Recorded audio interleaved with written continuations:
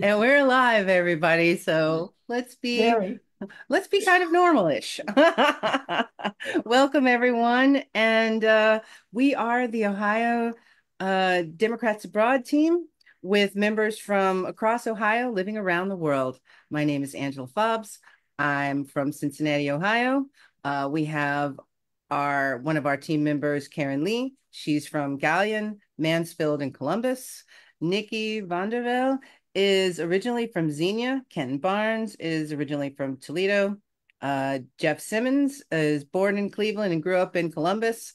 Christina Subsgaard is from Cleveland.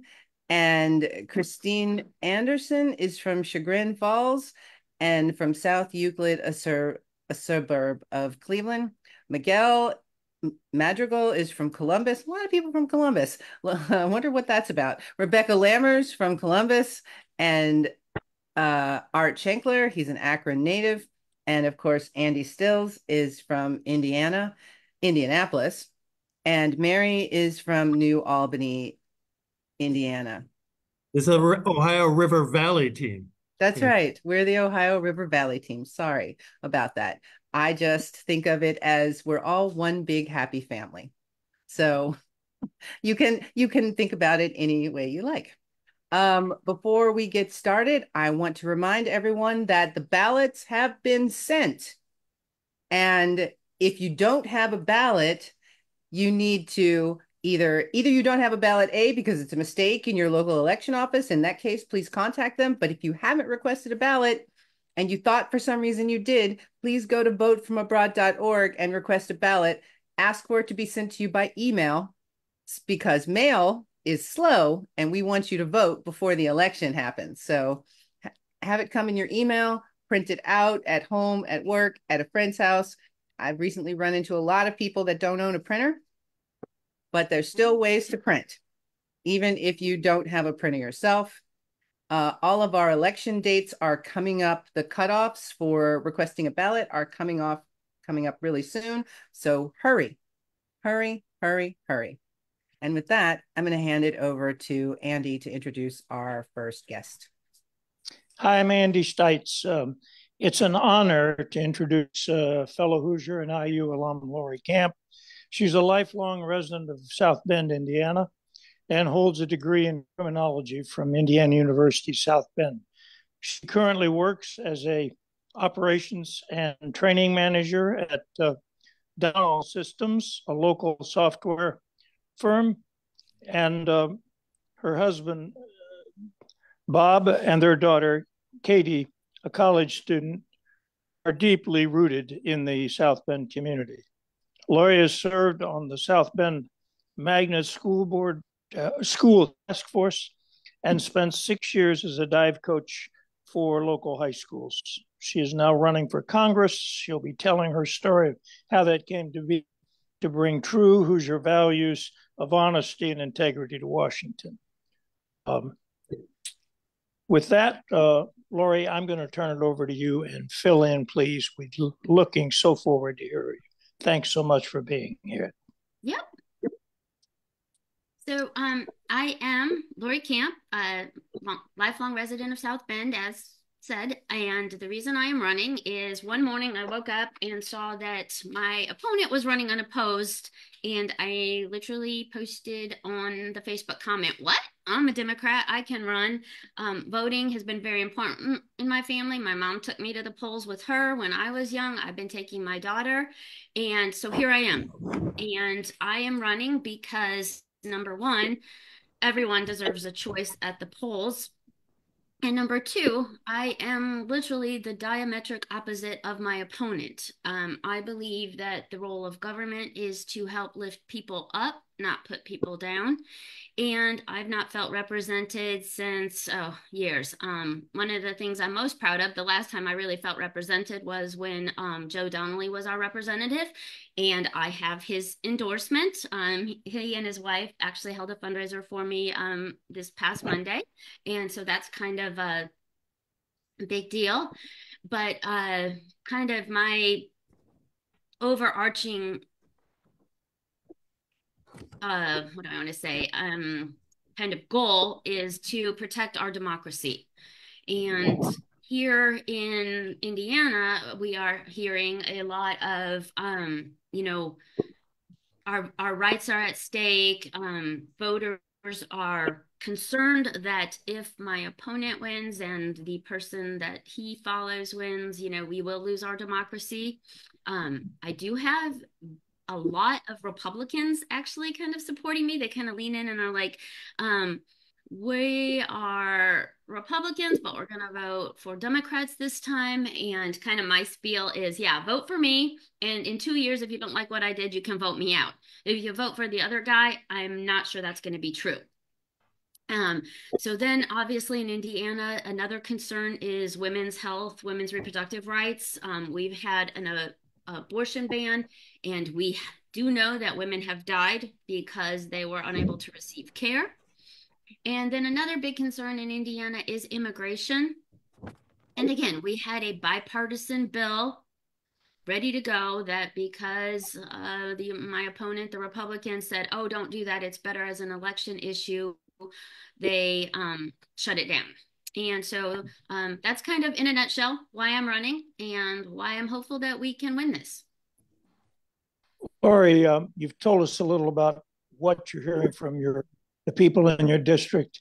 Can you tell us a little bit about, it's my recollection that Hoosier women can be quite independent voters. I remember distinctly Indiana voting for Obama in 2008, but he did not carry India in 2012. But women split their vote and voted overwhelmingly for Joe Donnelly because Murdoch had bought into the Todd Atkins. Ladies, please correct me what the awful term was he used to describe rape, a type of rape that did not result in fertilization. And that turned the election, as I recall. And so I'm very heartened that you've stepped forward to run. And if you have any ideas about that and what you think, what kind of a difference women could make, I would welcome that, or anything else you'd like to add. Well, I do. We have heard, again, as I said, I've had Republicans reach out to me. I mean, as you know, this district, since Joe was in the position, has been gerrymandered. Going into it, the breakdown of the district is 39% Republican, 22 Democrat, but 39% independent, or we don't know.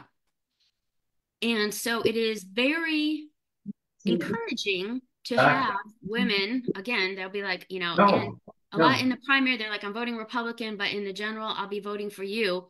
And honestly, the group that has been surprising is grandfathers.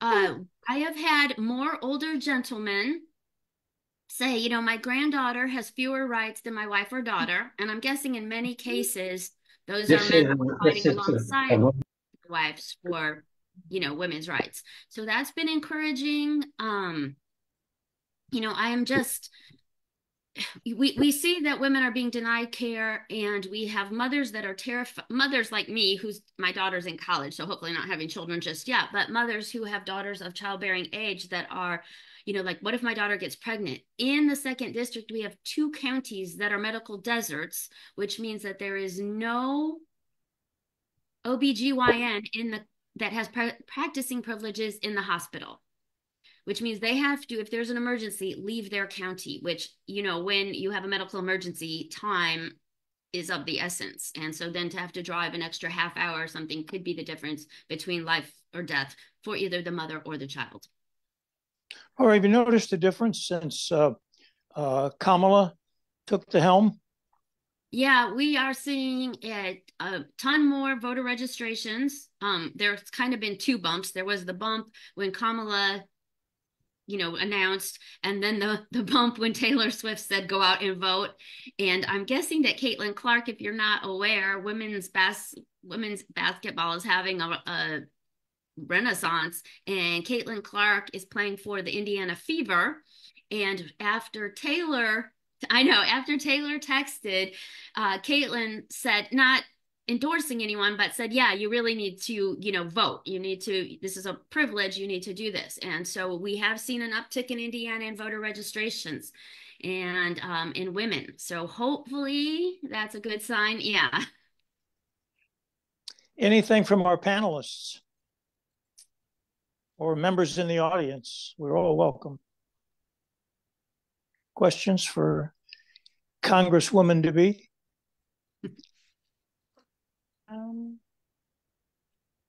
I'm just going to jump in, Andy, because I think we're getting toward the end of the time here, and say, basically, Lori, is there anything that we can do for you, or that folks from your second district, what do you need from us?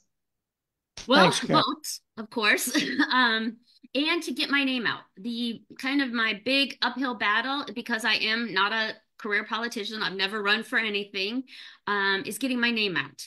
We have social media. We have a website, www.campforcongress.com. And on there you can link to my Facebook. I've got Instagram, TikTok, Twitter, or X, whatever. And then, always money. If you can throw a few bucks my way, no donation is too small. We kind of say, if you would meet me out in public, a lot of times we'll say, we'll buy you a coffee or, a drink. And so I'm like, if you'd buy me a coffee, what? They cost like $5 now. Shoot $5 my way. And then the joke is that, because I really don't drink, so if I ever do get a drink, it's always one of those, really expensive fruity ones, that cost a fortune. So throw $15 my way. And that usually gets a few laughs. But, the two things that we need, and one of the things, hopefully I won't run out of time, but we have commercials running. I have been told that I am the first Democrat to have commercials running this early in the second district, beating even Joe Donnelly back in the day. We have 3 different commercials. You can see those on my YouTube, because I do have a YouTube. One highlighting women's rights, immigration, and then one that I am a working person for working people. So, getting my name out, sharing this with your friends, again, having the Americans abroad sharing this is awesome. And I thank you all for this help. Well, Laura, you'll be hearing from me for certain, and many others. And thank you so much for being here. I now hand it back to you, Angela. Thank you. Actually, Andy, I thank you so much. Thank you so much for coming today. Yes, and you're welcome. And I'm sorry, as I said, I have to cut out now, but I do appreciate you all sharing this. And you guys all have a good morning, afternoon, or evening. Thanks. Thank you so much. Bye. Thank you. All right, Karen, you're up next. I was just going to jump right in on top of you there. Thank you. And thanks to Lori. And now we're up with our second Hoosier, Derrick Holder from the Indiana 04. He's a proud Hoosier, retired Marine, proud father, and also a passionate advocate for veterans' rights, healthcare access, and sustainable energy solutions. Derrick's committed to representing the voices of all Hoosiers, and with a strong focus on human rights and economic justice, he's determined to bring people together to create meaningful change. Derrick, I've not had time to talk to you ahead of time, but I did a little bit of research about your district, and I noticed that the old fourth, before the redistricting in 2011, gave us both Senator Birch Bayh and then Vice President Dan Quayle, and that in recent presidential elections, it's been leaning 66% Republican. Hopefully that's going to change, but could you talk to us a little bit about what's in the district? Is it urban, rural, industrial, academic, depressed, recovering? And how do you fit into that? And you can tell us a little more about yourself in the process. The floor is yours. The answer to all those questions is yes, because it is each of those things. It is 80% rural, but it also has Lafayette and West Lafayette. It has the western suburbs of Indianapolis. It has Martinsville, Crawfordsville. Just trying to think of all of them. Rensselaer, Remington, Greencastle. So it does have your major urban centers, especially with the western suburbs of Indianapolis, the northwestern suburbs of Zionsville, Whitestown, up in Boone County, and then, of course, Lafayette, West Lafayette. Heavy industrial, it's getting there. In Boone County, they are building industrial centers because of the CHIP Act. There is a lot of fight right now because we have something called the LEAP project, which is wanting to pull water from the Taze Aquifer up in the Lafayette region and pull it into Lebanon in Boone County. So that would deplete the Taze Aquifer within 25 to 40 years, and also pump the water from the four major reservoirs from Indianapolis. And it would be unclean water once it came out of the chip manufacturing. And Lilly's actually building up there as well for pharmaceutical. So it would be tainted water after that. It is also 85% Caucasian, 15% other. So we're talking 10% Hispanic, because what I lovely call the three C's, Carroll, Cass, and Clinton counties, are heavily Hispanic populations. In fact, yesterday went to the Races Festival in Frankfurt. Loved it because while I was born on the north side of Indianapolis at St. Vincent's Hospital, my parents were in the Navy, and I did part of my time growing up in Southern California. So I grew up a polyglot. I know many languages, but one of the major ones was Spanish. And I love Hispanic festivals. It just reminds me of when I was a kid growing up in Ventura and Oxnard, California. And then when we moved back, we went to the northeast side of Indy, Lawrence Township. So I graduated from Lawrence North High School. I went into the Marines, served time in the Marines, got injured, came home, and I didn't know what I wanted to do with my life. But I had the post 9/11 GI Bill. So how I saw it was, you know what? I'm going to utilize it. It's there for me, but I'm going to give the most bang for my buck and get a double major in U.S. history and religious studies. So I was cost effective, getting 2 degrees in one shot. And then from there, I became a paralegal. I got my teaching certificate, so I taught U.S. history. Um, Became paralegal again. Then I went to work for the federal government in Defense Logistics Agency on the northeast east side of Indy at Old Fort Ben.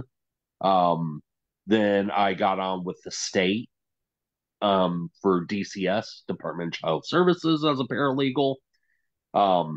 Left there because I decided to run for Congress, and they were like, "Oh, little Taft Act, you can't really work for the state and run for office." So I then joined Johnson County Animal Shelter, where I work now. So my whole life has been dedicated to giving back to the people. And when I was a paralegal, it was fighting for employment or employee rights. I helped draft the collective bargaining agreement for, at the time, Daimler Chrysler in Kokomo, which is now Daimler Fiat, and also Allison Transmission. So I have fought my entire life for everybody else. And that's what I'm continuing to do, is fighting for the voice of every Hoosier in District 4. I'm not beholden to anybody. I am beholden to you all, to the voters of the 4th District. I want to be the single voice for 1 million people in DC and speak on behalf of all of us, because I'm a resident of District 4. I have to represent myself as much as 1 million other people. And I will do that and not, you're like, oh, what's my corporate interest for? So I will fight for each and every one of you. I'm curious too. Now you're traveling around the district, and that's a big district geographically. I was noting also when you're talking about energy and the uses of it, we have these trade-offs that have to be made. We want the water, we want the chips, we want the solar. You've got 2 counties north of you with 13,000 acre solar farm going in. If that were Ohio, there'd be some yelling and pushback on it. I don't know about Indiana. What are you hearing, though, as you go around your district? Lori was saying that she felt a real uptick of people who were either Democrats coming out or Republicans maybe switching over. What are you hearing as you go around? And what are some of the issues that people are most concerned about? The big issues right now are healthcare access, especially women's healthcare access, because the current laws in Indiana, and Lori tapped on this is doctors are scared to death to work inside of Indiana, especially OBGYNs, of getting sued by our current attorney general. So that is horrible. Then we have another big one is immigration. And I come from a family of immigrants. My parents defected from Soviet Union. So I am Ukrainian American. I'm also Jewish. So I understand a lot of issues going around in the world right now because it affects my family. So that's another big one. And then also, what is right? It's immigration. There's a third one. I cannot think of it right now, but I know your guys' time is extremely valuable. So those are two of the big issues right now. And election integrity, of course. And I mean, it's crazy that a lot of Republicans who love to call themselves rats, Republicans against Trump, they are actually literally jumping ship and have told me that they will be voting for me. We have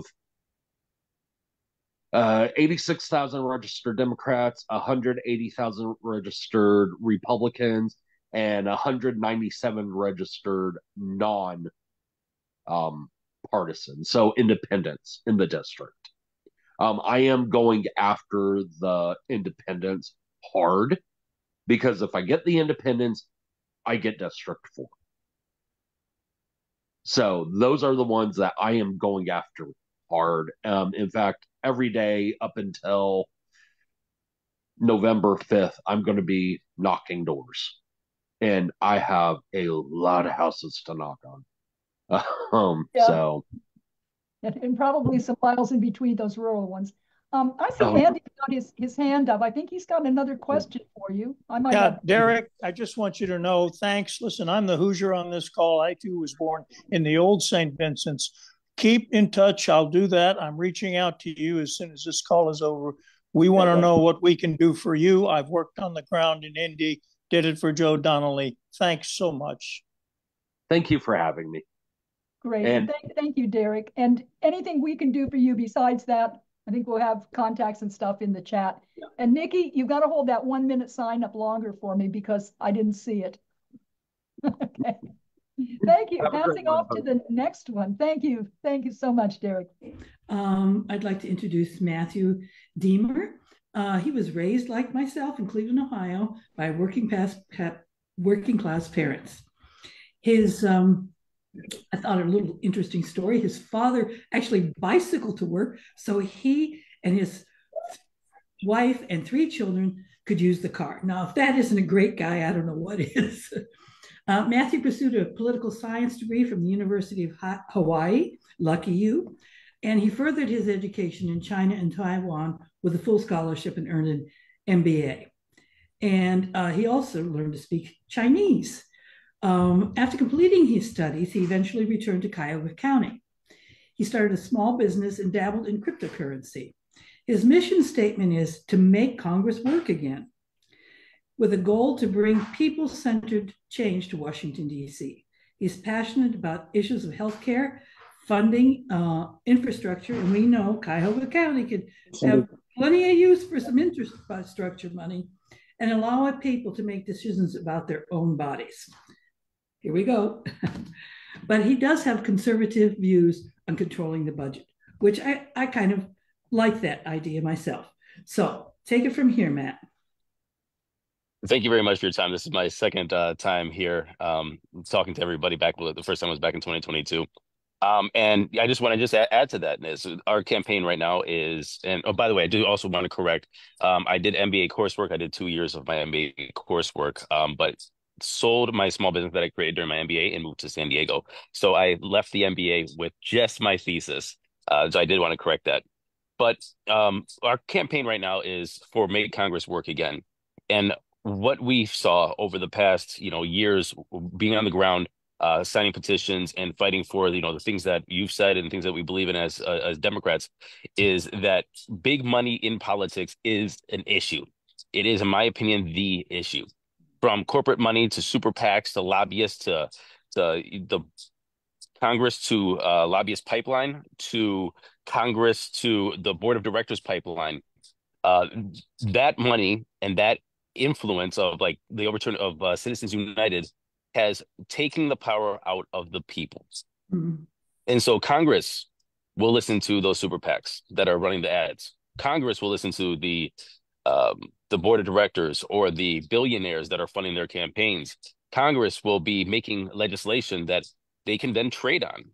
These are absolute issues. And if we do not make Congress work again and align the incentives for Congress to be in Washington to fight for the policies, the issues of the people, then we will never be heard like we need to be, and work for those issues of healthcare, of abortion rights, of freedom of choice, of retirement and pensions, and making sure that the middle class stays strong in America. And so that's exactly what we are working on. And I'm happy to answer any questions that you have about this race or my candidacy. Now you're kind of in a tough district because part of your district is on the west side of Cleveland, and a little part of it is on the east side of Cleveland, and a great deal of it is on the southwest section. So it must be a highly gerrymandered district, and you're also running against David Kucinich. So you got Yes. a lot of things there that kind of you're up against. You want to comment on that? Yes, yes. Yeah, thank you for that. So let's talk about the district. The district is big, so I'm happy I got a reliable car that I can get around it very efficiently, and it hasn't broken down yet. Lots of 1.5 hour drives from north to south. But what we saw in this district is that it is a district that did not go the way that everybody thought it was. So when we had issue 1 of abortion rights on the ballot, places that were red, Medina County, voted for abortion rights in Ohio. We have gerrymandering, anti-gerrymandering bill, which is also issue 1 here in November, which will make sure that we have an independent commission that is drawing the districts, not the state legislature. And I think, and everybody predicts that's going to pass, almost like how issue 1 did. And also when we had a bill that came on the ballot to change our constitution, our state constitution, again, these red, in air quotes, red districts looked at the issue and said, hey, we want to protect our democracy and not follow party lines. So the district, in my opinion, is a district that looks at policy over politics, and it is very, very educated to the voters. Now, when we have our opponents, we have 2 opponents: my Republican opponent and an independent, Dennis Kucinich, as you mentioned, running in the race. They are not representing the district. Dennis Kucinich, who was a Democrat back in the day, and we all remember Dennis Kucinich, has now aligned very, very faithfully with the MAGA right. He has just been endorsed and praised by Tucker Carlson. He has been on far right media and almost exclusively. He has been a commentator on Fox News. He was RFK Jr.'s campaign manager. And now RFK Jr. has just committed to do a private fundraiser for $3,300 a head. That is $3,300 just to get in the door. Private fundraiser with RFK Jr. here in Cleveland. So when we look at who is running right now, and then we have to look at our Republican opponent, who has a history of violence, who was accused of allegedly hitting his ex-girlfriend while he was working in the Trump White House, and now is getting a divorce from his current wife, who's only been married for 2 years, filed for divorce on their anniversary, and during her statement, alleged that there was safety issues and she moved out of the house because of security issues. Look, we have a very clear choice here in this race. There is somebody who is aligning themselves and begging to align themselves with MAGA, right? And also another person that has a history of bad character and especially in a time when we are trying to break that glass ceiling of the first female president and fighting for women's rights and health care across the United States of America, we have to make sure that we are getting the right people into Congress. Well, we certainly wish you a lot of luck. Is there something we can do for you? Absolutely. Look, we are outraised in this. Look, my opponent is a millionaire himself. And Dennis is a 50-year politician. To be honest with you, let's be honest, we cannot compete with their connections or they're just bank accounts. But what we can do is we do have people power. The grassroots that we have here in this district is far surpassing anything that they can muster. But what we need from you is to make sure that we get that word out, not only about my opponents and their histories, but also about this race. And the way to do that is to write local newspapers. If you can get an editorial in there, an opinion column in there, that will get to thousands of people. And that's just like buying paid ads. If you can write something on Reddit and start conversations about this race, that is just as good as paid ads. If you can get on social media and make sure that you are writing about these ads and making sure that we're getting out there to publications and authors and podcasters to talk about this race, that is just as good as buying ads. But I think that we can do that with grassroots. And I think that when we win, then grassroots will show the power of the people over the big money that we spoke about earlier. And that's how we start to make Congress work again. Yeah. Thank you. You're welcome. Does anybody in the audience have a question? I don't have a question, but I just want to, it's very disappointing, but I want to show this picture of what's his name? Kucinich with whatever his name is. What Steve a horror. Bannon. Steve Bannon. Yeah. And that was taken at CPAC. And I want to make sure that we don't understand what happened here. Dennis Kucinich, the Democrat in air quote, turned into an independent after running RFK Jr.'s campaign, then begged to go to CPAC. And while he was at CPAC, was interviewed, and it was interviewing some of the most far-right people that we have in the country. And Steve Bannon was one of them. And so that is a picture direct from CPAC. Yeah, that's very disappointing. I always thought Dennis Kucinich was a good guy, but I guess not. We have a question from Art. Art, do you want to ask Also a not a question? question. I just want to tell you, Mr. Diemer, I have an MBA. I never wrote a thesis, so I think you can go with it. Okay. I appreciate that. I just don't want to mislead anybody. The truth is the truth. Yeah. So how do you think you can keep money out of politics? I mean, I think it's one of the worst things that Citizens United is one of the worst things that ever happened in the United States. But how do you plan to change that? Look, I honestly think at this point it's the people versus money. I use this example a lot, and people really have to understand what a lot of money is. And to be perfectly honest, the scale of numbers, people don't realize. As a candidate, I didn't realize what 10,000 was until you get 10,000 pieces of literature showing up at your door and you have to hand that out. You're like, that 10,000 is a big number. So when you hear something like Elon Musk saying that he will give $45 million to the Trump campaign, people don't really understand what that means for how much money he has. $45 million a month for Elon Musk, for the average person that makes $70,000 a year, is equivalent to $12 a month. $45 million a month for Elon Musk is $12 a month if you make $70,000 a year. That's a Netflix subscription.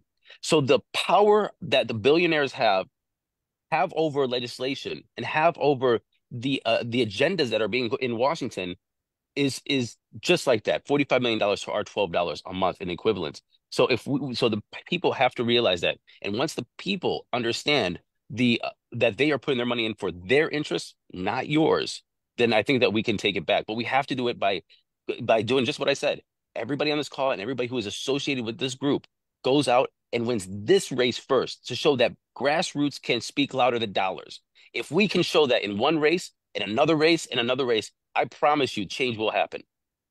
Well, we just got to get you in office then. That'll be a first step. That'll be a first step. And me and other people that say that money out of politics, that is a very, very important. Thank you. Thank you very much. I appreciate everybody being here. Any other questions, or is that it? I have a question. Go ahead. So my question is, you said make Congress work again. So there's more than money and lobbyists, which I totally agree with that. Absolutely. What else? How else should? What else can you do and people like you to make Congress work again? Well, I think, making sure that Congress is actually doing their damn jobs. Yeah. This is the least effective Congress in the past 40 years. Yeah, no, There's sorry, I get that. But since we've just had a little bit amount of time, maybe something like, let me be more specific. So you've got the Marjorie Taylor Greens, all these people who are Mhm. non-legislators. What do you think is the answer to dealing with people like that or dealing with the other side in Congress? The fact is, we just got to start making sure that legislation and the legislation from the people speaks louder than these clowns. I don't want to say that word. I apologize. That these showboaters on social media, represent. We have to make sure that legislation speaks louder. In introducing legislation, taking strong stands on the floor about healthcare, about abortion rights, about these things, and making sure that that goes viral. Not about people in movie theaters, not about people saying bombastic things on social media. Those can't those our work and our legislation and the will of the people has to speak louder than this drama. It has to. And I think that that's how we start making it work for the people. I agree. Thank you. You're welcome. All right. Thank you so much, Matt. Good luck on your campaign, and Thank you. we're rooting for you.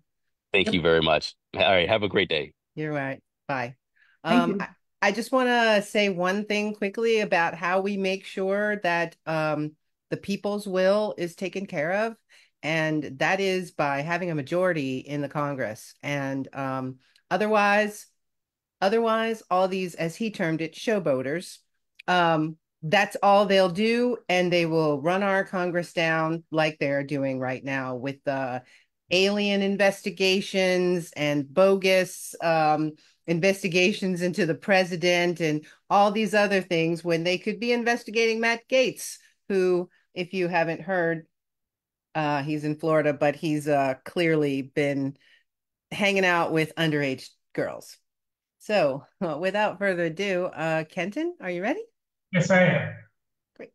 Okay, so I have the opportunity to introduce I should say, fellow Cincinnatian, because I used to live in Cincinnati when I was at UC for 6 years. Well, when I was at UC for 4 years, stayed there 2 years after that. But I'm going to introduce to you Dr. Vanessa Enoch, who is an entrepreneur, community organizer, and advocate for social justice with over 20 years of experience. She is the founder, president, and CEO of Cultural Impact, LLC, a management and technology consulting and VisionWorks Incorporated, which is a nonprofit addressing global issues like childhood trauma and poverty.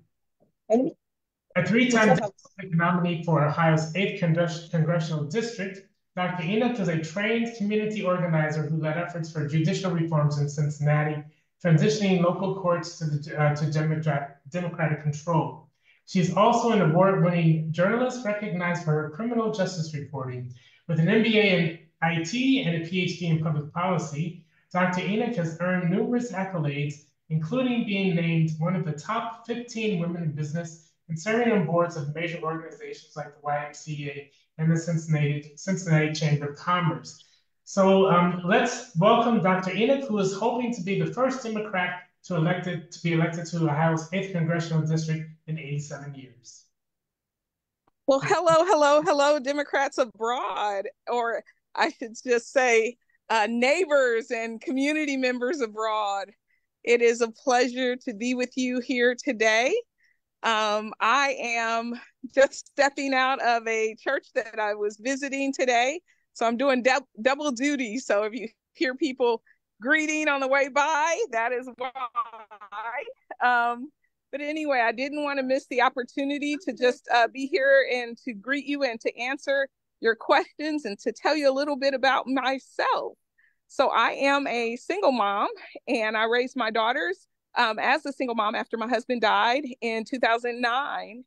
And they are both graduated from college now, or I'm sorry, from high school now. My oldest child is in law school. She's in her second year of law school. My youngest child is in her second senior year of college. I forgot to tell her when I sent her off to college that it should only be 4 years, but she's finishing up. And I'm also a business owner, And so I enjoy managing 10 employees for the for-profit that I own. And then I also oversee a nonprofit organization where we employ 5 people. And so I am just really excited to be here to talk to you a little bit about, making sure that we all get out to vote and helping you understand the importance this year of making sure that we are defeating Project 2025 and that we are doing all that we can to make sure that we get Kamala Harris elected for President of the United States, which is significantly important this year because we all should understand and know what's at stake. As someone who has lived abroad in South Africa, I can tell you that your news cycles look a lot different from ours here. In fact, when I talk to some of my friends in South Africa right now, initially, when I talk to them, they'd be spewing rhetoric that I could tell came straight off of the channel, Fox News channel, because that was the international news that they were receiving. So they weren't excited about Kamala Harris's presidency. And I could see that that Fox News narrative has been spread far and wide.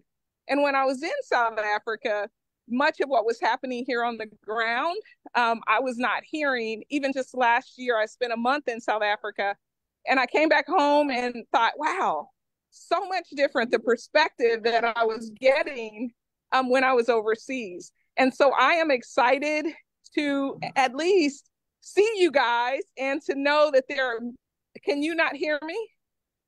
I see people. Yes, we can hear you. We can hear you. Wonderful. I wanted to make sure. But I could, I'm grateful to have the opportunity just to say hello to you all. My district, the 8th Congressional District, is actually where, unfortunately, J.D. Vance is from. Yes. It is extremely scary to know that he's from this district, but I'll tell you what. Also, if you heard of the state legislator from Ohio that made the comment that if the Republicans did not win this year, that it was going to take a civil war to change things in America. Well, that guy's also my state senator here in Ohio. So we have quite a few candidates up and down the ballot that we need to make sure, Democrats up and down the ballot, that we need to make sure get elected so that we can get legislators who don't represent the entire district out of office. We need people in office who are going to care about the citizens. And with that, I thank you so much for the opportunity, and I am open to answer any questions you might have. I have a question for you. Well, first of all, thank you, and it's nice to see that other people who are running have this overseas experience as we do. So from where we're coming when we talk about the things that affect us as Americans living overseas. But I wanted to ask you about J.D. Vance. How has that affected your campaign, if at all? Hopefully. People of the district, there is a lot of chatter about the crazy things that he's saying, and I think a lot of people were not aware of how J.D. Vance is an extremist until he became the nominee for vice president. He has some extremely extremist views, and since I'm in the district, all I'm hearing about is folks who are saying this is scary. We should be able, when you have a nominee who is straight from the district you live in, you ought to be able to be proud of that nominee. But we're not able to be proud when folks are making comments and doubling down on comments like about folks eating cats and dogs. And so people in this district are not silly, they're not stupid. And so when they hear comments like that, they're concerned. And so fortunately, people are waking up. People are really understanding and learning who J.D. Vance is as a person. And hopefully what that's going to do for us is have a change in tide, and people are going to make a decision not to elect him as vice president and Donald Trump as president. Great. Thank you. Are there other questions? If not, I have another one. Yeah, go for it. All right. Being in Ohio, what kind of things would you like from us as Democrats abroad? How can we help you to be successful in your? Okay, could you ask that question one more time? Sure.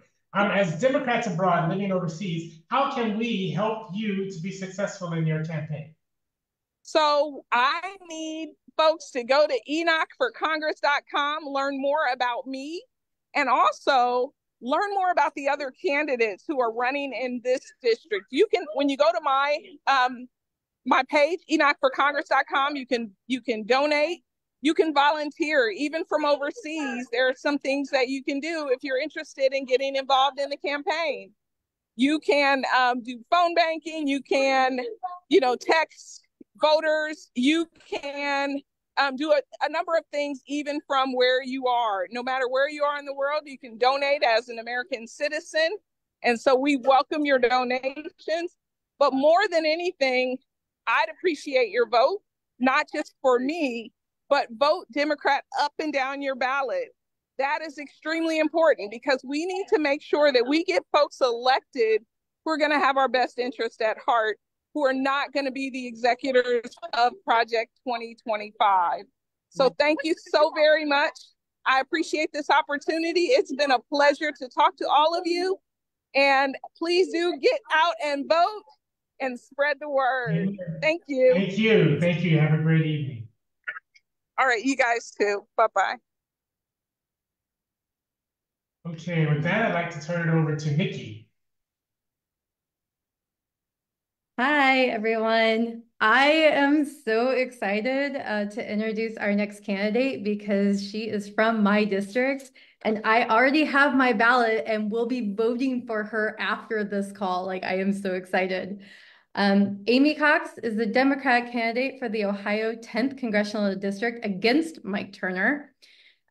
She is a Southwest Ohio native. She's the mother of 2 sons. She's the wife of a union iron worker, go unions, and taught science in public schools from 2004 to 2018. She has a Bachelor's of Science in Biological Science and an MSED from the Indiana University, so our neighbors next door.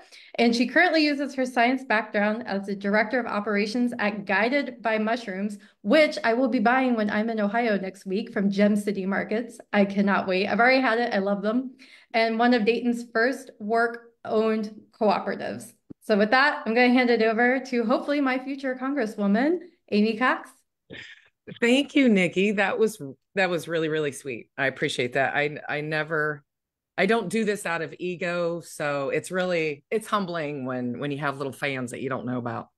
I am slightly famous because I was a teacher. So anytime you've spent a number of years in public schools, you run into people all the time that you know or knew at some point in time when they were little. So I am Amy Cox. Everything she said about me is 100% true. I am a lifelong Miami Valleyite. I don't really know anything but the Miami Valley. And I'll give you a quick little background. I'm the great granddaughter of an Eastern Kentucky coal miner. And they migrated up to the Miami Valley in the 1940s. And my family is basically rooted here in the Miami Valley from that migration north.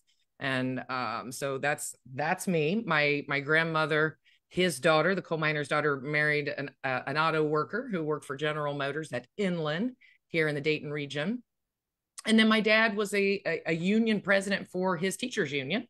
He was a shop teacher in a little bitty school in Indiana. We were right here on the state border. So that's how I ended up teaching so long in Indiana.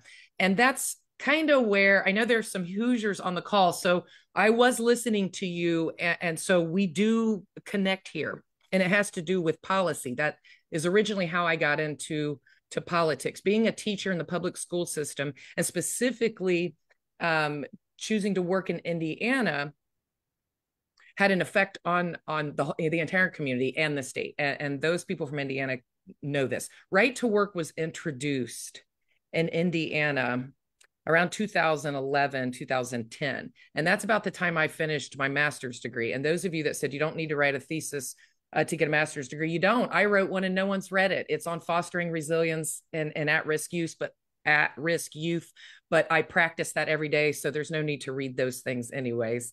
But in Indiana, the right to work legislation basically took the biggest employer in the community, aside from the hospital, which is the school district. And this happened all over Indiana. And they tried to do it here in Ohio. Don't forget that. And we didn't get raises anymore. They made it more difficult to pay our union dues. It basically took our bargaining rights and sort of cut all the teeth out of it. We hung in there anyways, because we did get little wins over the years anyways. But what right to work legislation did economically to that community, this is 14, 15 years ago, I saw it coming. Fast forward, living through that right to work, I end up being a single parent. I got a divorce like a lot of people do. And my income plus child support wasn't enough because there were no raises. So the cost of living got bigger and bigger, and I was never able to recoup that or save. So I had to make the sad decision to leave my school, which was Richmond High School, and come to Ohio, come to an Ohio school. And that raise was, hold up, $16,000 to go from a right to work state to a non-right to work state in one summer. So you talk about freedom, you talk about democracy. I think living wages are a part of that. And I lived to witness that. So my platform always has to do with working people, because as a teacher, you serve those communities. You're in what I call an arranged marriage with those communities, because you're there to serve that community by taking care and educating those kids while they're in your care. And when I see and feel myself, but I see what policy does on the faces of kids, I am offended by it. And so I had to leave education as a whole to sort of recharge, pack my own parachute, and try to find a different route to make the changes I needed to see to be able to teach in public schools, because we all know state by state, they are underfunding and defunding our public schools, left and right. It's part of their policy. So my campaign always and has always focused on providing economic relief to working families through fair tax and equitable tax codes and fair wages. We need to defend women's rights. We weren't talking about Roe v. Wade being overturned back when I was a high school teacher, just focusing on economic issues. But when we don't have access to health care and we don't have access to abortion care, that's an economic issue. And we all know that very much. So defending women's rights, LGBTQIA rights, being a teacher, I had kids come out to me before they ever came out to their parents because they were in fear. My classroom was a safe space for these folks, and I still have relationships with them now that they're adults.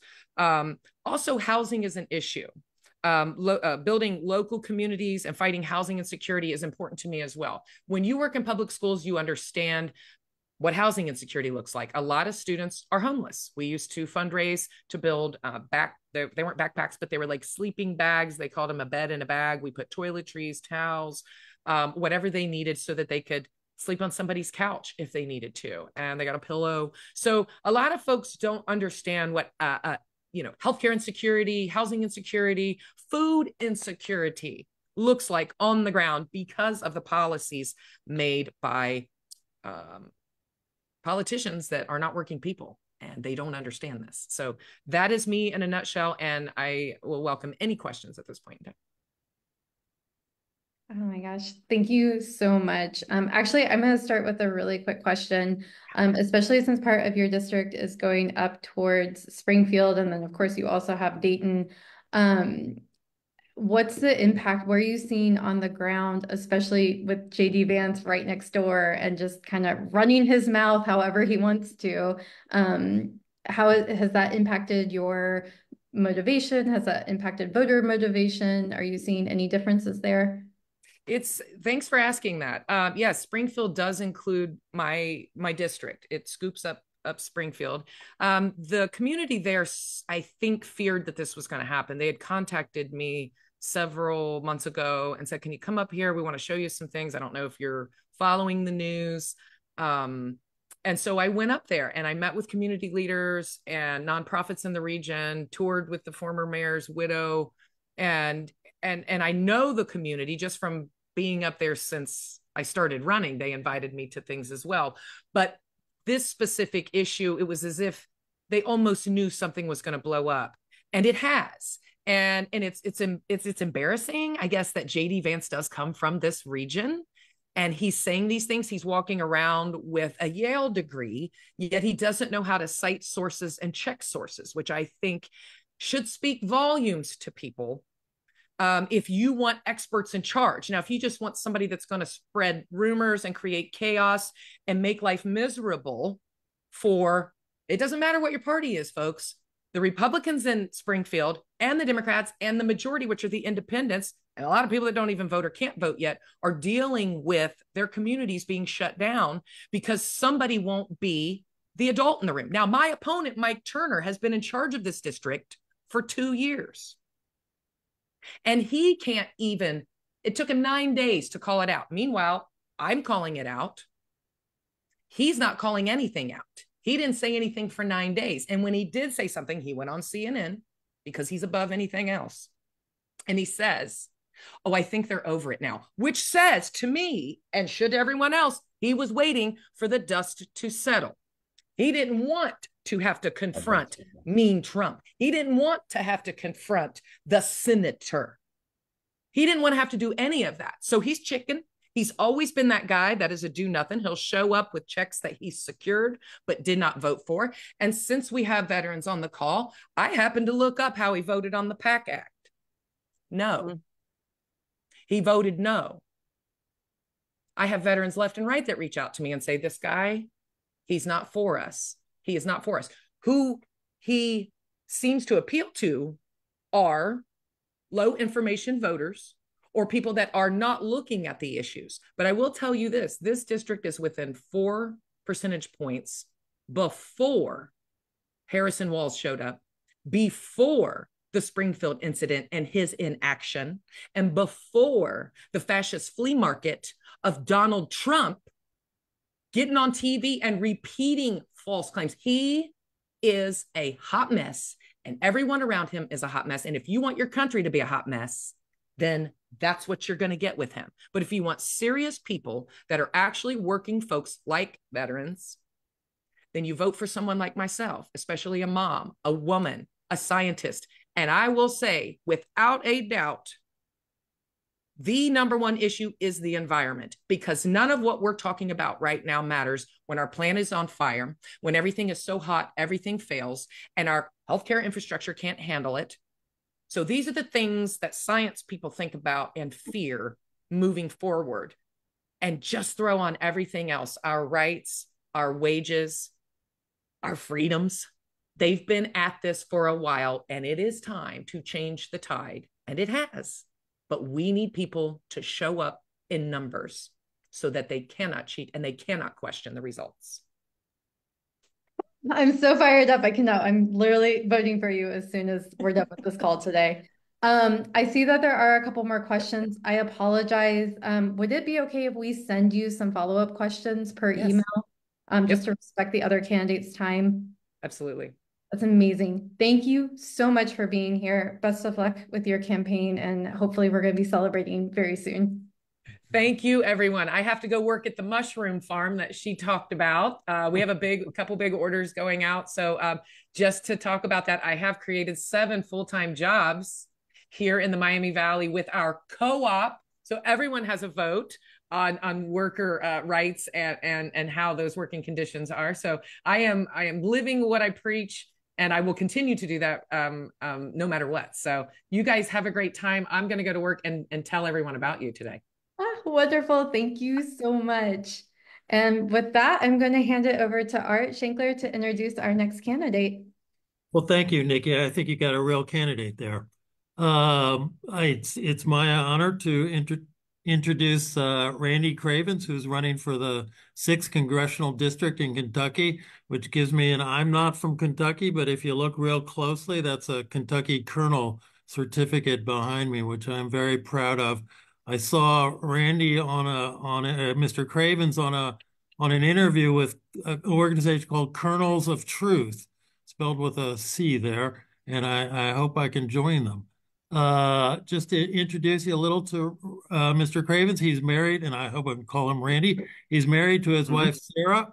They have 3 children, a 16-year-old son, 6 and 2-year-old daughters. Randy works as a major incident manager for a major U.S. airline. He leads and directs recovery operations during global technology crisis, which I think we've all been through. He has served in the information technology field for over 20 years. And just to point out, this is Randy's second race for the U.S. House. His first was in 2022, but only as a write-in candidate, where he got almost 10,000 votes in the general election, which is the most, I think, write-in votes for any candidate in Kentucky in, I don't know, last 100 years or so. And as I mentioned, he's running in the 6th Congressional District, which is the area, I guess, the Bluegrass District around Lexington. And he's opposing, his opponent is the incumbent, and I think he's been there almost 10 years, Representative Andy Barr, who we read about every once in a while. So with that, I'll turn it over to you, Mr. Cravens. Thank you. Well, Art, thank you very much for the kind introduction. I greatly appreciate it. And thank you so much to everyone for being here and for spending time with me on a Sunday. Whether it's morning, noon, or night where you are, I really value your time. So as Art said, I am seeking to represent the 6th Congressional District of Kentucky. That encompasses Lexington as the urban core of the district, but also includes such communities as Richmond, Paris, and if you're familiar with the area, Flemingsburg and everywhere in between. So it's a pretty broad district, as are most districts that have been mentioned so far, but nothing compared to my compatriot in Kentucky, who you'll hear from a little bit later, Erin Marshall, who is a force of nature, and you're lucky to be able to hear from her. But much along the lines of what everyone else has been discussing today, we are all in this race, I think, overwhelmingly for a return to normalcy. A return to a normal situation in our lives and in our country and in the global community that we're a part of. And this meeting today gives me a unique perspective and a unique opportunity to communicate with those that are living on the other end of the global reputation of the United States. And that would be our expat community. I'm the son of an expat retiree. My father lived in Canada for quite some time before he passed away, after a long career throughout the U.S. in the medical field. So I'm familiar with the challenges to a degree of living internationally, and the exposure that you have to your own local communities, and the I guess the expectations and the beliefs of what America represents at a given time and how that applies to you. So for that, I'm very grateful for being here.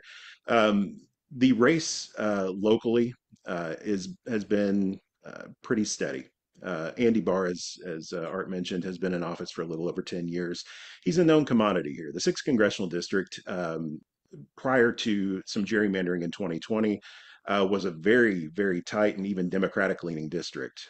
Now we're, in the R+8, R+9 by Cook, as far as that's concerned, tilt from an ideology perspective. Though from a registration perspective, we're about 50-50, honestly. So the impetus behind my campaign and the drive that we have right now is to turn out those legacy Democrats and those legacy voters who have been registered as Democrats back to when Kentucky was a Democratic stronghold, and to turn out those folks and to ensure that they vote to represent themselves and their families and their interests versus the interests of the corporate elite, which is what my opponent represents. Andy Barr has been a very unabashed career politician, and is seeking right now to continue that career. First on the House Financial Services Committee, which he hopes to chair, and then, by most accounts, he's looking forward to the Senate election for the soon-to-be vacated seat of Senator Mitch McConnell. What we're doing on our side is making the case that right now, Andy Barr, over the last 10 to 12 years, has really governed over a period of abject stagnation in Washington. And we really want to make Congress work again, as my previous colleague or soon to be colleague mentioned. We want to get the wheels of government working because honestly, and it's my firm belief, and I think the belief of many, that government can do well, government can do good. And the only roadblock to that is ensuring that government is properly funded and that it's built and working for the American people. And we want to get back to that point right now. We have some of the same hot and button issues here in Kentucky that everyone else does. Most prominently on the ballot is a constitutional amendment related to school choice, or what is called school choice, but is really just an amendment to our Constitution to allow public funding for private schools. We're one of the lone or few holdouts that are left in the states that does not allow that. And in pretty much every single state where that's happened, we've seen a destruction of the public school system, destruction of available funding. And in many of the rural areas of my district, of which there are many, there's great concern that we're going to see school systems actually start to close down. Kentucky has 120 counties. And each of those counties has their own school system, which is by and large, with few exceptions, unless there's a hospital, the largest employer in their county. Um, it is really the bedrock of the community and what holds it together and what keeps folks in those small rural communities. And if the school choice amendment, as it were, passes, there's great concern that downstream effects are going to result in those school systems closing down and the bedrock foundation crumbling away and taking away from folks the anchor that keeps their families within that community. And what I'm hoping to provide is as a figurehead for the party in my race is a voice of reason that says we need to continue to fund those public schools. We do have a vested interest in it, and that comes from the federal level as well, obviously through the Department of Education, which many of our Randy, Republican opponents.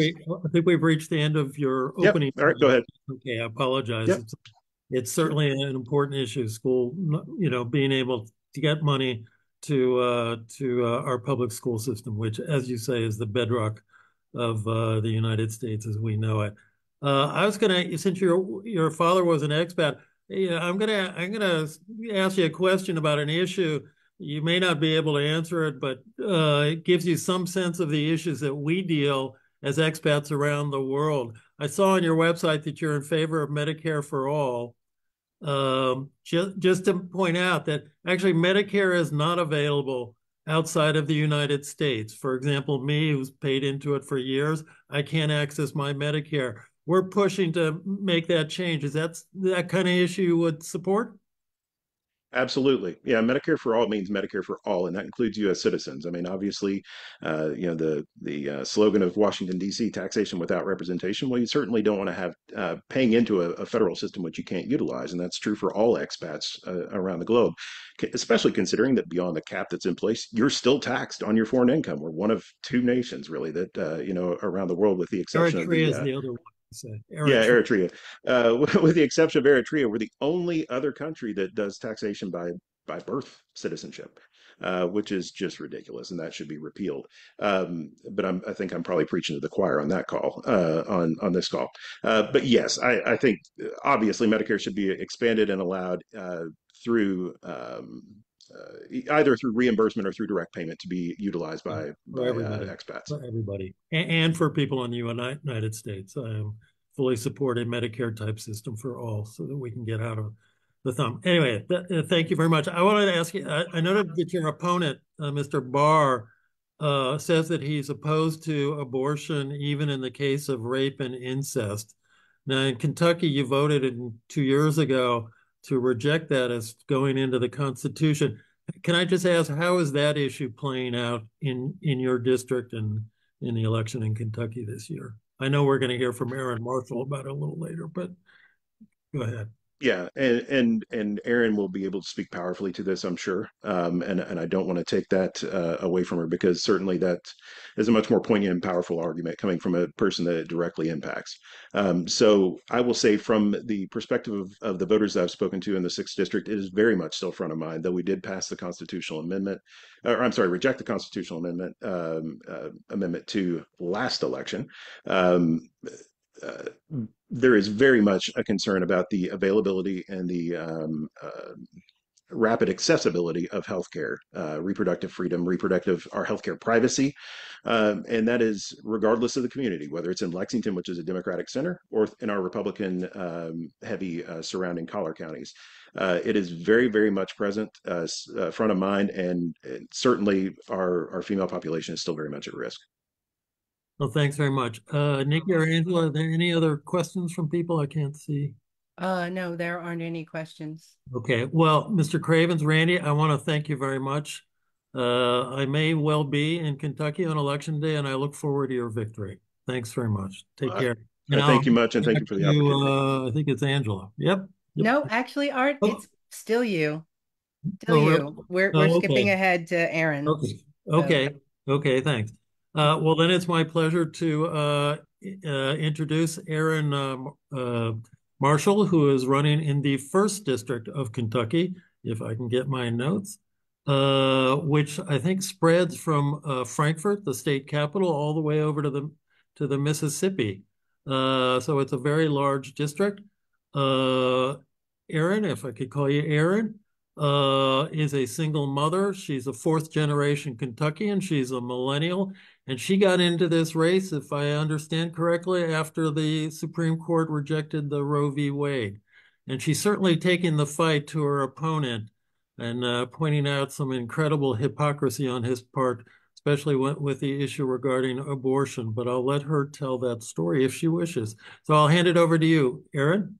Thanks. I appreciate it. Thank you all for having me. I've sat on here for a few minutes and I'm feeling pretty fired up by all the other candidates. So super, super grateful to hear from all of you.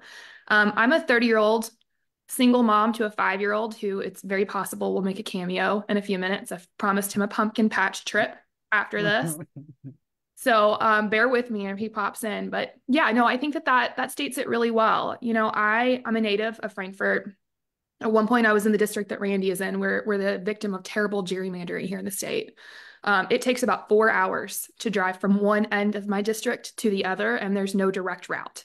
So it is a crazy, crazy district. And as I was considering this race, you know, I had a lot of conversations with friends and neighbors, and I think it's clear everywhere. It's not just in our district that people are frustrated by what's happening in Congress. And a lot of that has to do with the fact that most of the people that represent us don't live or look like us, right?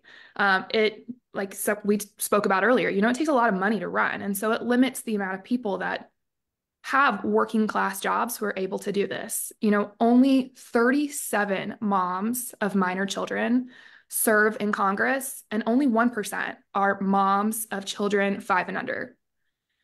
So that's really not serving a huge member of Congress. And I mean, a huge, huge amount of people in the US. As I was having conversations with people that are frustrated, it's largely that group.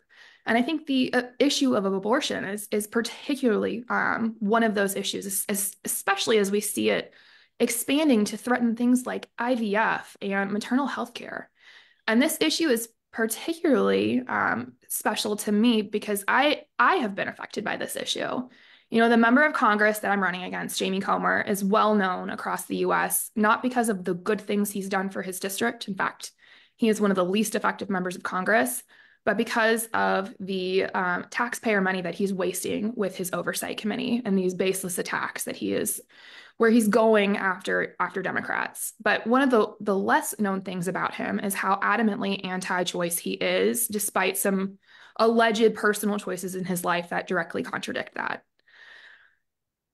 I myself am a single mom. I worked in campaigns prior to having my son. I was a Democratic field organizer across the US. And then my life changed pretty drastically, like most people in their early 20s. But for me, it was because I had an unexpected pregnancy.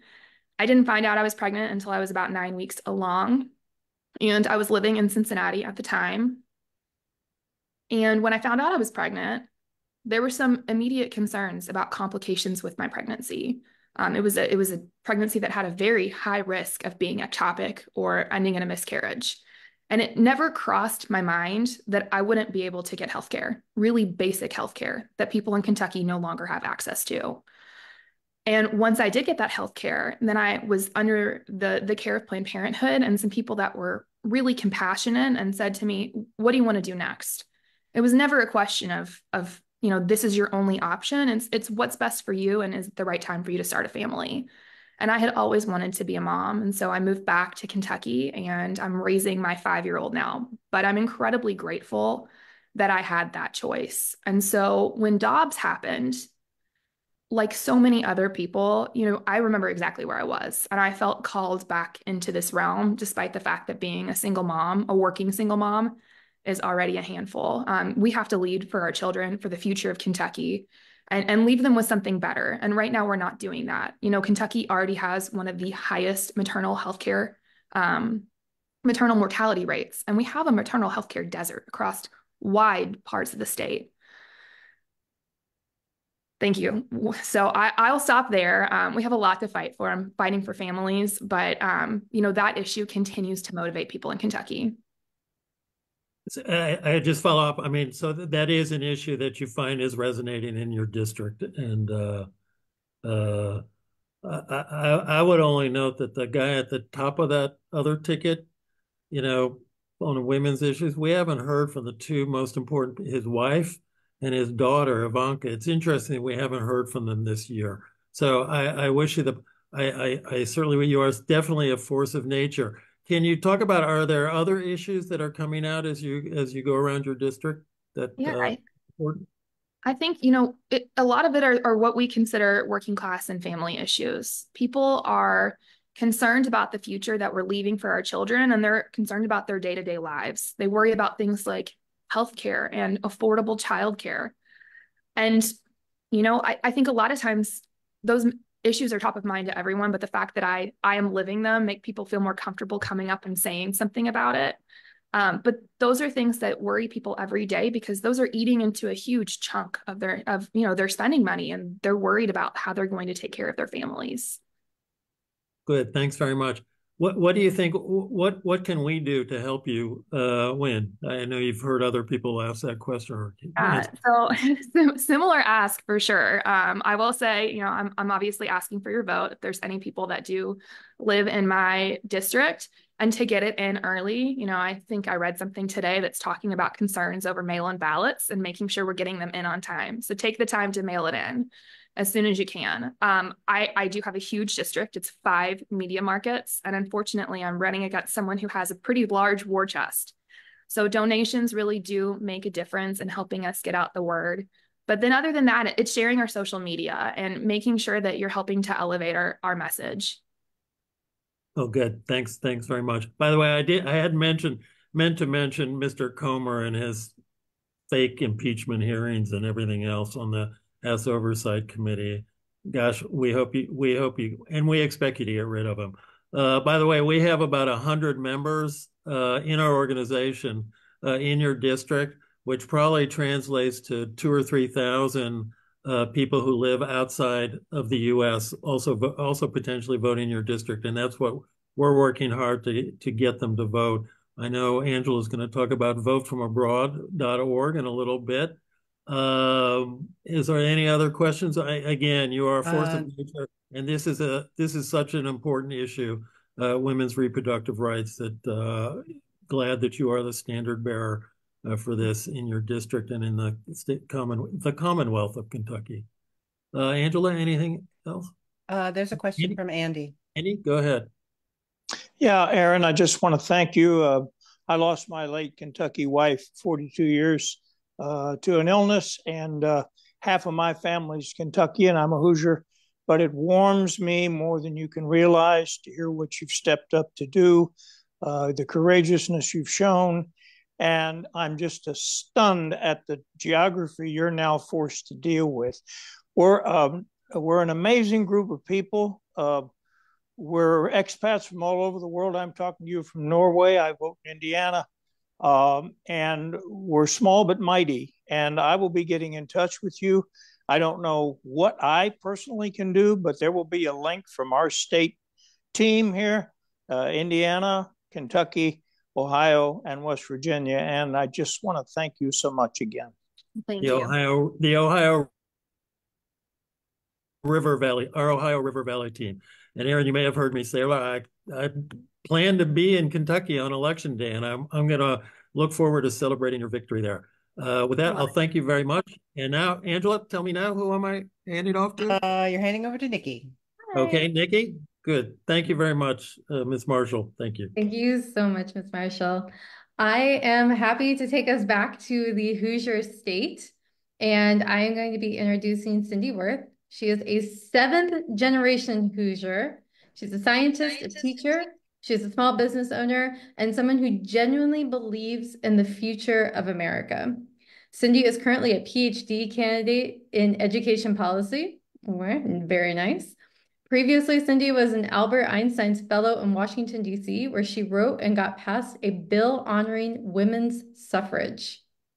Cinde has a history of getting things done and will do so in Congress. With that, I'm happy to hand it over to Cinde Wirth. Hi. Can you hear me? Okay, good. We can hear you.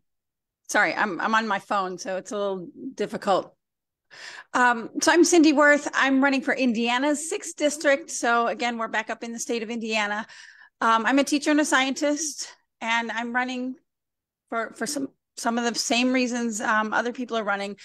Women's healthcare and autonomy and bodily decisions is paramount, and it's one of the things that I think is really important that we make sure is permanently enshrined in our constitutional rights. A couple other pieces that are really important, especially as I'm traveling around the district, which is 11 counties, is retiring with dignity. So if Project 2025 comes to fruition, we will have 65 million Hoosiers who are Americans who are totally dependent on Social Security and Medicare, who won't have access to any of that. And I know that will affect some of you all abroad as well. My in-laws are expats, so I understand all of the logistical and things that hoops you go through, and things that you can and can't do, and how you're taxed and not taxed, and or taxed and taxed and taxed, and then also public education. And protecting public education, a free and public education is one of the great hallmarks of the United States. So, as I said, we are 11 counties. So again, I'm also gerrymandered like Erin. I think it took me 2.5 hours to get home from the other end of the district last night, and that was on the interstate. So it's a big territory. My opponent is. It's been coined the $500 million man. He is trying to buy this seat. He failed to buy the mayorship of Indianapolis. He has to do no fundraising, but he's up against a teacher and a scientist, and I'm also a small business person. So we're pretty frugal with what we do. We can always use more donations because we've found some pretty effective ways to reach many of the independent voters of the 758,000 in the district. And I think that's just where one of my strong points is I started a business in 1992 with my husband, and we didn't have technology then. We had the US mail and postcards, so we can be a lot more effective now. So that's about me. I think. Are there questions or? Yeah, does anybody? I think Andy has his hand up. Andy? Yeah, thanks. I'm technologically challenged sometimes. Cinde, I'm the Hoosier on the call, and just delighted to know that you're doing this. Could you give us a feel for, at least being from the Indianapolis area, where exactly is your district, and some feel for that enormous geography you just described? So we go all the way. I'm in Bartholomew County. So we go from the center, the northern 2/3 of Bartholomew County, all the way up to the southern third of Marion County. So that includes Johnson County, and then all the way over to the east to southern Randolph County, Wayne County, which is Richmond, Indiana, and Union and Fayette County, which is Connorsville and Liberty, Indiana. And then in there we have Henry County, Newcastle, Rushville, Rush County, Shelby County, Shelbyville, Hancock County, which is Greenfield, and Fortville. And did I get them all? I think I got them all. That may be the 11. what most can we do for you? You may know a little about our organization. I can't tell you off the top of my head how many voters from overseas vote in your district, but as Art's been explaining, there are probably at least 10 times as many that we haven't reached or been able to find. And it's kind of a hidden game. How do we find where's Waldo? Where are all these different voters? But what do you need most? I know you've said money. What else can we do for you? So word of mouth is enormous we have a true grassroots campaign. And so word of mouth is really helping spread a lot of this. Let your friends know, let people that you know.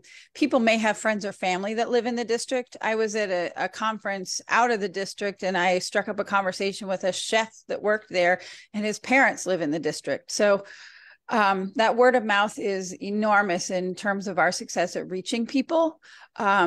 We have TikToks that we're getting more and more out there. Sharing those, I think, really helps, especially with the younger generation. But what we're finding is our demographics of TikToks is skewing a little bit toward the over 50. And that was kind of a shock. So it's not just a young person's game. My in-laws are watching TikTok and, they're older than I am. I'll put it that way. So, the hard conversations that I've been asking people for the last couple of years to have with people, to be real about what are their needs, what kinds of things do they want, and where does that fit within what I'm fighting for? Those conversations have become so much easier right now because I put everything out there. It's easy to see what I stand for. The kind of decisions that I'll make are looking at what's best for people, not what's best for someone's pocketbook. And I think people are realizing that, and they're wanting to have those conversations, but they need someone to open those conversations for them. So my in-laws are, as I said, expats. I went to school abroad with the University of Evansville. So I was at Harlaxton. I know there's a number of people in schools abroad, faculty, students, and I know there's a huge retiree community, strung across warm, sandy places. In addition to, I think you said you were in Norway. Yeah. Yeah. Not a warm, sandy place, but a nice place. So I think just, leveraging those contacts and communications, I think is huge and can make a real difference. Thank you so much. Really quick. We have just about a minute left and Miguel had his hand up. Oh, okay. Sorry. Hi, what's up? I was in your state about a month ago. I went to there's a German festival in Jasper, Indiana. I had a great time there. And then I went to the convention. I was actually at your website and you went to the convention. Can you tell people how electric and how wonderful that was? I was also there with Angela, who was also on the call. We were part of the Democrats Abroad delegation. Can you tell us something more? And I think Kenton was also there, and Art. So we had a cool delegation there. So can you tell us how was the experience at the convention? And yeah, go ahead. Yeah, so I went to do work at the caucuses. When I was a fellow on the Hill, I know all the caucuses. I went to do caucus work when I was a fellow. So I was invited to go up and continue that work I had started as a fellow, now that I'm a candidate. So I ran into an old office mate who gave me the passes to the convention. And what you described as electric, it was absolutely electric. The joy, the hopefulness. We haven't seen that for a while, and it's real, it's there, and it spread all the way through. And I don't know if you saw this, but even the Chicago police that were staffing all of the barricades, and they were out there at like 1 and 2 o'clock in the morning because we were all wandering off the buses that first night. And they were all just so excited as well. So it's not just the Democrats are getting excited. We've had people showing up at county dinners of small rural counties, 40, 50, 100, 150 at a time, where usually they might get, 20 or 30 people show up. So it really is different this time. It really is very joyful, very positive. It's all people focused. And like you said, the convention was absolutely electric. And when Kamala took the stage and no one realized she was coming, a friend of mine that has a podcast I was on said it was like Michael Jordan in the 96 Bulls. And I said, I don't agree with you. I think it was louder. Oh, it's amazing. Oh, thank you so much for taking the time to be with us today. We greatly appreciate it. We always like being able to introduce ourselves to people back home or in our home states. And we wish you all the best, and we'll be voting for you and sharing everything we can with our voting members from abroad. Thank you so much. Well, thank you for what you do. Thank you. Take care. All right, I'm going to hand it over to Bruce, who will introduce our last candidate for today. Go ahead, take it away, Bruce. Wow, thanks a lot, Nikki, and everyone on this call. I think it's a great format, and I'm honored to introduce someone from West Virginia. I met Troy Miller about a month ago because he had excited me so much with his focus on a 21st century economic Bill of Rights that I went to Jefferson County, where he's running for the state delegate position in the 98th district. Jefferson County, by the way, pretty much touches right up on Harper's Ferry, where the Potomac and the Shenandoah River merge. And I know that because Troy took me there, and he is a wealth of information. Maybe he'll tell you a little bit about his story. He's a great guy, and I'm hoping he can tell us a little bit about how it feels in West Virginia right now to be a candidate for delegate, state delegate, and also a member of the Democratic Party there, executive committee. Troy, take it away. Thank you so much for inviting me. And I will say, as to the relevance to the Ohio River Valley, I am originally from Wheeling, West Virginia, and I currently volunteer as the Appalachia organizer for Social Security work. So the retirement security issue is very high up on my list of things. But I am running for the House of Delegates, which is the lower house here in West Virginia. We are 100 seats. I'm running for the 98th district, which kind of looks like that wrapping around Charlestown there in the middle, and Harper's Ferry is over here on the outside. It is in Jefferson County, but it is outside of my district. They've gerrymandered our districts very thoroughly here in West Virginia. It's been a Republican supermajority for many years now. Not that long, about 10 years. They really took over the state, just to dispel a few myths there about West Virginia. And it is a very exciting time to be here, Democrat here in West Virginia. My campaign is, in fact, grounded on that 21st Century Economic Bill of Rights, which we've heard. Most of the issues I've heard on this call fall right underneath this: a job that pays a living wage and a voice in the workplace. That is fighting back against right to work. I always call it right to work for less, because every state that has it, every job ends up earning less, basically, across the board, whether it's union or non-union. A complete cost-free public education. We have a voucher program here in West Virginia. It's called the Hope Scholarship. I call it the False Hope Scholarship, and I think it's more like, here's $4,000 and hope your kid can get into the school you want them to get into, because it's not school choice, it's the school's choice. That's one of, I think, the secrets to how these many of these charter schools perform as well as they do. And if that's not the secret, I invite them to share with our public school systems some of the tricks they use to outperform the public schools for less money. But if it's just discrimination, then we need to not make sure we're not using public funds for that. Access to broadband internet. And this is true across every district that we've heard from today. If you don't have good access to broadband internet, how do you check your voter registration? How do you apply for entry-level jobs even at places like Target or Walmart? It's impossible to be a first-class citizen, to be a full participatory citizen in America at this point without access to broadband internet. And it shouldn't just be from the McDonald's or the Starbucks or whatever in the district. Complete comprehensive health care, including reproductive care, I would say,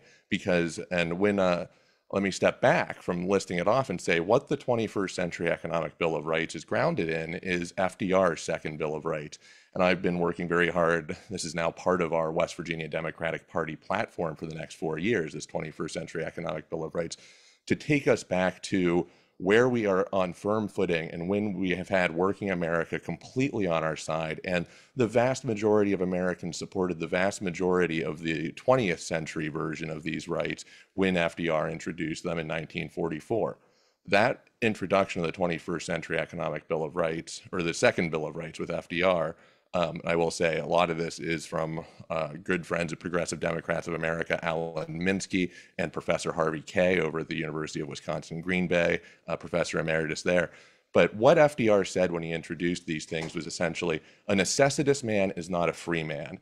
You are not a free person if you do not have, if your job, if your healthcare depends on staying with a job that doesn't pay you enough. You are not a free man if you can't, if you're not able to get a contract that is fair. You're not a free man if the companies here in West Virginia, for instance, are literally tipping the coal scales against you so that you're not getting paid for the full amount of work that you've done. Meaningful resources at birth and a secure retirement. We just talked about that. Decent, safe, and affordable housing, which I think here in West Virginia, we have one of the highest home ownership rates in the country.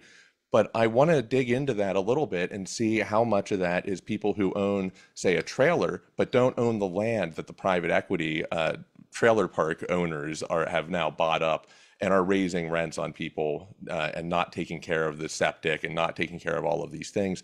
If you own your own home, but it's not a safe home, if it's not affordable because the landlords are working as a cartel to raise the rent to the maximum point every time, you're not a free person. You're locked into essentially an economic feudal state, an equitable and economically fair justice system. If we are targeting certain zip codes because of their income levels, and we're finding crime is obvious there, when the very same crimes are being committed in wealthy areas, you do not have an economically fair justice system. I'm running out of time here, but this is the grounding of my campaign, and I'm working hard to connect them to concrete policies. This is the grounding of our West Virginia Democratic Party platform. It's slide 4 on our platform, which is designed as a slide deck because we want it to be accessible for people. And these are the principles that I think all Democrats, and especially rural Democrats, can stand on and say, this is what we're fighting for, and this is who we're fighting for. And to touch back on what we heard at the convention, we're fighting to build an economy from the bottom up and the middle out, and not for the corporate interests who have for so long dominated West Virginia politics, regardless of which party has been in charge. Thank you so much for the time. Quick question, if it's permissible. You can see here, I'm a native of Minnesota, St. Paul, Minnesota. There's another guy who's getting a lot of attention from Minnesota right now, the vice presidential candidate. And it seems to me from Minnesota over to West Virginia, and just take in the whole United States, Troy, what you're talking about is really gaining traction. And the bottom line is there are a lot of people out there who've been hearing promises like we're hearing now, what we're going to accomplish, but they don't believe it so much anymore because it hasn't been working out for the last 30 years. What do we say to those people in Minnesota, Wisconsin, Michigan, all the way through the Ohio River Valley to West Virginia? Well, I think Joe Biden said it best at the convention when he said that trickle-down economics is a failure, and the Democrats who have embraced it over the years denied the American people the progress that we fully deserve. And it is as simple as we are fighting for a United States of America. They are fighting to divide us at every turn and every point. And you see this with the immigration rhetoric as it gets more and more acerbic. The lies about immigrants are bankrupting Social Security. This is a tale as old as Social Security and even older here in West Virginia, for instance. It was a classic trick of the mine owners to go out and actually basically import immigrants in during the 10s and 20s and 30s to break the strikes because we hadn't solidified union power, we hadn't established the National Labor Relations Act, and so it was easy to bring in people to break strikes and to break solidarity. It was easy for the mine owners who owned the entire camp to put Black Americans in one place, Italo Americans in another place, Irish in another place, and make sure that they do not communicate. This is the same tactic that the right wing and the Republicans are working now. And what we have to understand is there is a class war in America, and it's being waged by the billionaires, and you see that in all of this rhetoric that they're trying to convince us of. And so I think it's as much standing in solidarity, which Democrats have not necessarily done with unions and with working people over my lifetime, but we are doing it now. We're seeing it now, and then actually delivering on things. One of the things I think I would very much like to hear from Vice President Harris is that she will keep Lena Khan. And that would be, I think, a huge signal to the American people that they are serious about anti-monopoly treatment and fighting for American workers. Thanks very much for that. I'm going to toss it back to Nikki and Angela by saying, what a great group of candidates we had, people who I feel like I can really trust to get in there and do it. So I'm eager to help. Andy says, what can we do to help? Let's figure out what we can do to help these people. Thanks, Troy, and everybody.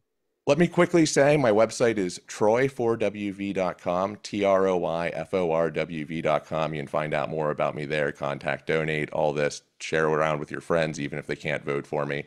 And please, this is fantastic. This is exactly the type of infrastructure we need to be building so that we know that we're not fighting alone in these races that can seem so daunting right now. Thank you.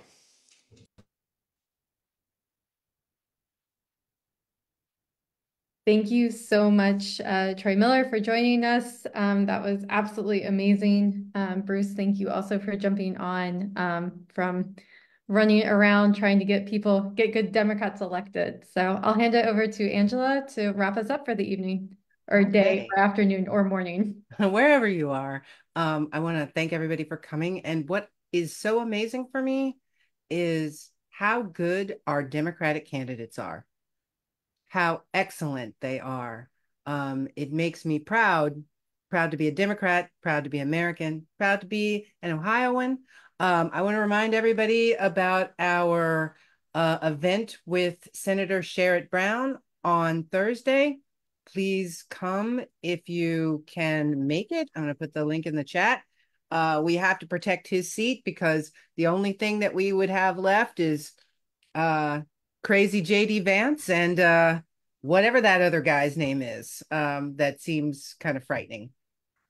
I want to remind everyone, if you have not requested a ballot, ballots have come out already. So please, if you haven't received your ballot because you thought you requested it, yay, everybody's got their ballots. Awesome. Please go to votefromabroad.org. And I just want to give everyone one more little tip. Well, I could probably, there is something, one of the problems that I've always had with being abroad is you don't know all the candidates. And if you can vote down ballot all the way down, it's very helpful. I found this great tool this year called Blue Voter Guide. I put the link in the chat.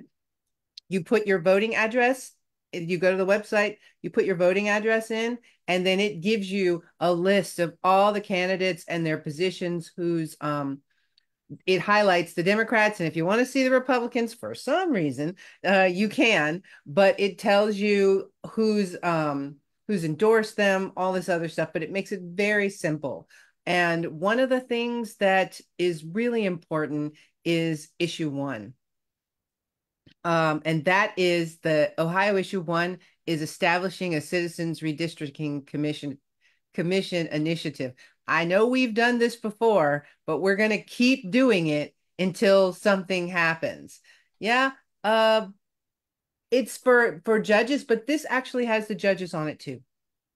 This actually has the judges on it also.